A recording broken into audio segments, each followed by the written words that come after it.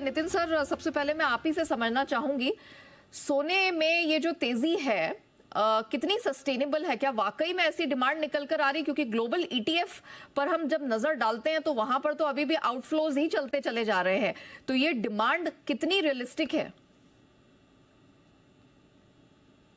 देखिए, Indian jewellery में तो अभी डिमांड कम है, लेकिन अगर आप वर्ल्ड गोल्ड काउंसिल की फिगर को देखें तो जो 800-850 टन के आसपास इंडिया में इंपोर्ट होता था, उन्होंने अनुमान बताया कि इस बार 900 से 1000 टन तक के इंपोर्ट होगा। दूसरा, अगर तुर्की के सेंट्रल बैंक अगर देखेंगे तो उसका अधिकतर हिस्सेदारी जो है वो 12-12 टन से बढ़ते जा रही है। मतलब उसका जो ऑल टाइम इंपोर्ट था वो 587 टन था और अभी 552 टन ऑलरेडी हो चुका है। 6% केवल पीछे है। फरवरी के अंदर अगर आप पीपल्स बैंक ऑफ चाइना देखेंगे तो सोने के भंडार में 10 टन उनका बढ़ गया है। और चाइना के अंदर जो भी बैंक है, बैंक ऑफ चाइना, वो भी अनलिमिटेड बाइंग करते जा रही है। पिछले 16 महीने से वर्ल्ड के आप जितने भी सेंट्रल बैंक देखेंगे, अपना 10% से ज्यादा उन्होंने अपना इंपोर्ट बढ़ा लिया है।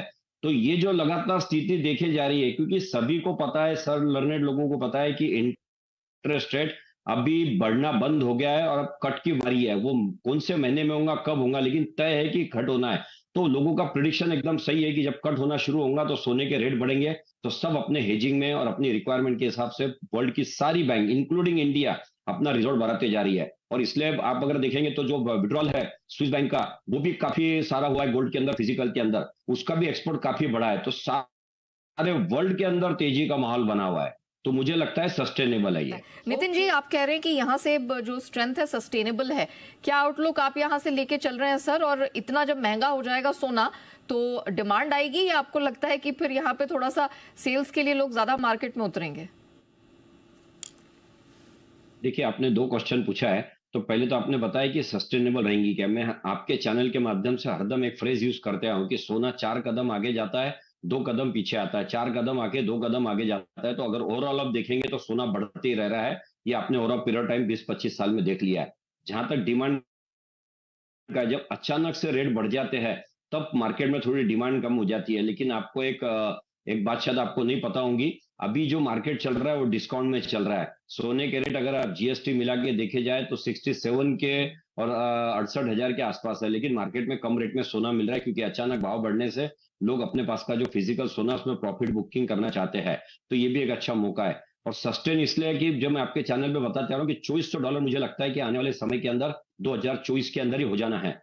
अगर आप करेंसी को देखते हैं और $2400 को देखते हैं, डॉलर इंडेक्स की चाल को देखते हैं, तो सब मिला के मुझे ऐसा लगता है कि जो आपके चैनल पे लगातार बता रहा हूँ, कम से कम 70 और ऊपर में 75,000 रुपए तक के गोल्ड को आना ही है। फिर जब प्रॉफिट बुकिंग आती है फिर लोगों की बाइंग आना है। और इसका अट्रैक्शन ये है कि अगर बढ़ते रहेगा तो लोग लेते रहेंगे। जिस दिन लोगों को ये पता लगेगा कि गोल्ड के दाम गिरने वाले, गिरते जा जी रहे हैं। सर, चांदी पे आपका क्या व्यू बन रहा है? गोल्ड भागा है तो प्रेशियस मेटल बतौर इसको भी कुछ सपोर्ट जरूर मिला है, लेकिन क्या सोने की तरह रैली चांदी भी दिखा पाएगी इस साल? देखो, चांदी का एक नेचर है, चांदी ऑलवेज थोड़ी पीछे पीछे आती है और जब आती है तो आउट परफॉर्म करके आगे निकलती है। उसकी चाल धीमी दिखती है, लेकिन उसके बाद जो वोलाटिलिटी शुरू हो जाती है तो आगे निकल जाती है। एक बार चांदी में मुझे लगता है कि $26.25 के ऊपर अगर एक बार सस्टेन होने लग जाए तो फिर $30-35 तक भी चांदी जाने को कोई रोक नहीं सकता है।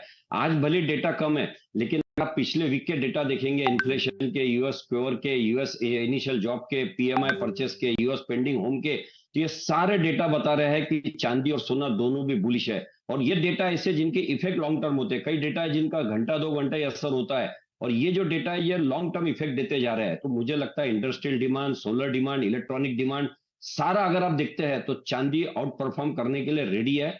बस राह देख रही है कि एक ट्रिगर मिल जाए बस।